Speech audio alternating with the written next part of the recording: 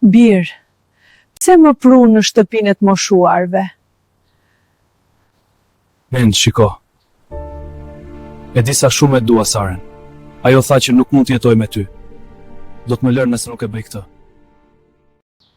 Do të të lërë? Pra për ta mbajtur atë po më hedh mua tutje. Unë jam ajo që kur nuk të lash agron, edhe kur baba yt vdiq. Ta dhashë gjithë jetën time për ty. Mos më bëj të ndjem në fajnan. Është e ndryshme. Unë kam një grua. Kam një të ardhme për të ndërtuar. Të lutem, mos më lër këtu të vdes mes të huajve. E kam bërë zgjedhjen time. Sara po prit në makinë. Të lutem, thjesht hyr brenda. Jo, djalim, mos më lër. Më fal, por kjo është vendimi im. Unë kam një të ardhme për të ndërtuar. Këtë i tha vetes ndërsa po largohej me makinë.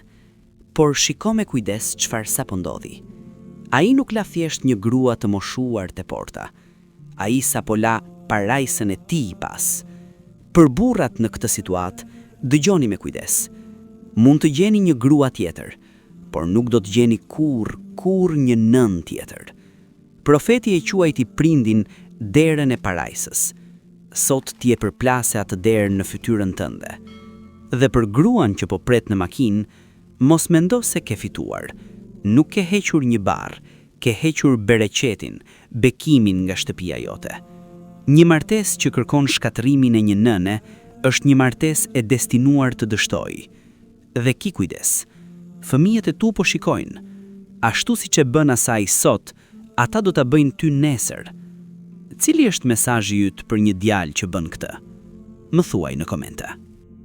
Nëse kjo video të pëlqeu, na ndiq në kanalin ton Limotiv që të mos humbasësh asnjë reflektim të ri. Na ndiqni!